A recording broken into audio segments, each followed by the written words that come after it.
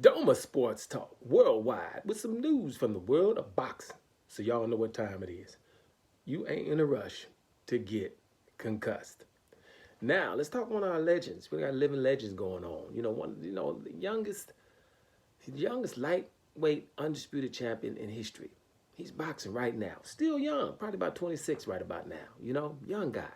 Been chasing legends since he's been 20 years old. Y'all remember Nomachenko? That's Devin the Dream Haney. Now, he's on new Russian soil, so he's obviously not liked. But it's somebody who does danger, right? He does danger all the time. He's slated to fight Brian Norman Jr., right? Moving up to the welterweight division to fight the baddest dude there, the scariest dude there, and Brian Norman Jr. So the general consensus is he's about to get his head knocked off. Now, let's just start off by just saying, when's the last time you've seen Canelo Alvarez or Boots Ennis go into a fight where the general consensus is they're about to get their head knocked off? Isn't that wonderful that we got a guy that's undefeated that we think is about to get his head knocked off? That doesn't happen to all the other guys we're talking about right now. It's the ones that, we're talking about Boots should fight Terrence Crawford. Ain't nobody thinking he's going to get his head knocked off by Lima or any other guys he's ever fought. Canelo Alvarez, I don't think last time we thought maybe his head might get knocked off was Gennady Golovkin. Since then, never, nothing. Not even somebody who we thought was going to beat him, period. Let alone get his head knocked off. Boots Ennis. Never, nobody we never thought was going to beat him. Up until now. Man's 28 years old, about damn near 40 fights. Canelo got 70-something fights. His last 15 of them, we ain't thought he was going to get beat. He ain't fighting nobody we thought he was going to get beat. That's a luxury. Devin Haney, we think he's going to get beat. Or definitely a competitive fight. Now, why do I say he does danger?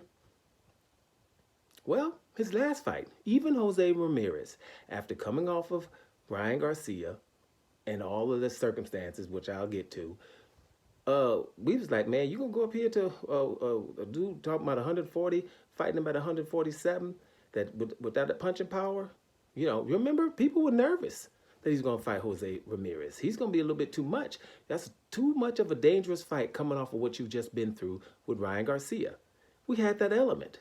Now he goes in there and whitewashes him and beats him easy, running, or whatever, but beats him easy.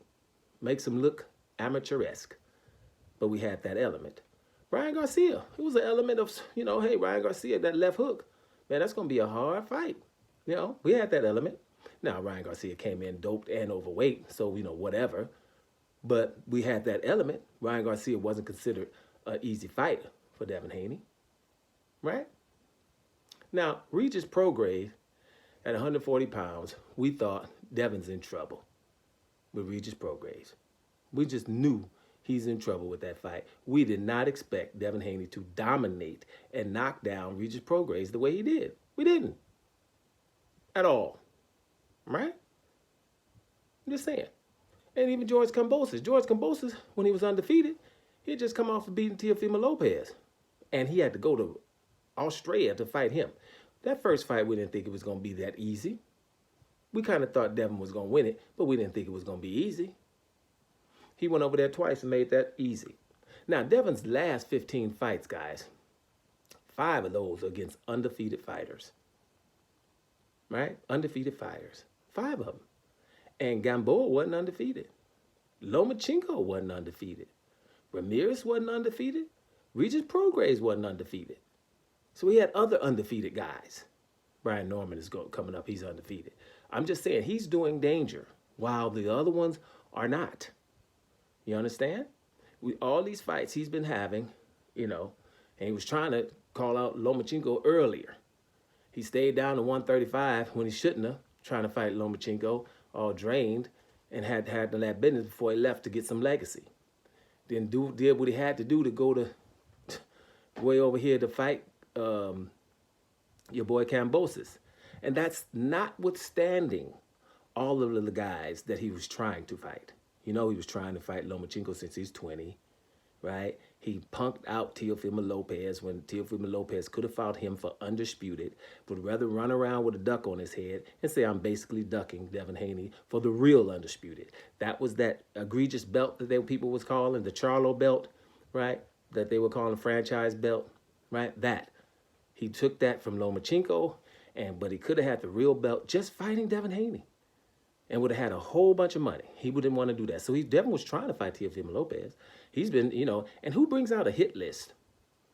After the Ryan Garcia fiasco where he was hit on his head, knocked down about 3 times from somebody who's dope to the gills, he comes out with a hit list where Shakur's name is on it. You know what I'm saying? Right? Boots Ennis' name was on it. Right? Brian Norman's name was on it. Right? And I'm forgetting somebody. Teofimo Lopez, name was on it. Who brings out hit lists like that? You know what I'm saying? This guy is a hero right now, period. New Russia ain't going to let you believe that. You can believe what you want to believe. But I know what I'm be seeing. I'm going to let you tell me. That's why I do these videos, just so you can know it's people that think this way. Devin Haney is a hero right now in comparison to those around him, right? Everybody's not doing that. I'm just telling you, your guy, Boots Ennis, or Canelo Alvarez, or Teofimo Lopez, or anybody who has been fighting people who you think they're going to lose to. None of them. You right? None of them. Now, Teofimo Lopez, on the other hand, has lost. He lost to Jermaine Ortiz. He lost to damn Sandor Martin. He just didn't, and he ain't readdressing those neither because he knows. Ain't nobody trying to readdress no Jermaine Ortiz, quiet as is kept. He was supposed to have done that. But fans of these kind of people, when they see us fight like that happen, they don't ask their people to fight him again. Ain't nobody ever asked Canelo to fight Bivol again. Not even at 168. People don't want Canelo to fight Terrence Crawford again. Not even little old bitty Terrence Crawford. Right? You know what I'm saying? And Boots, good for him. The only thing they want him Boots to do is like, hey, let's just keep saying Terrence Crawford name. Don't fight anybody hard. People are supposed to be forcing Boots to fight Murtazelev or Virgil Ortiz, who, Eddie Hearn is saying he's going to fight after this. But let me tell you about boxing.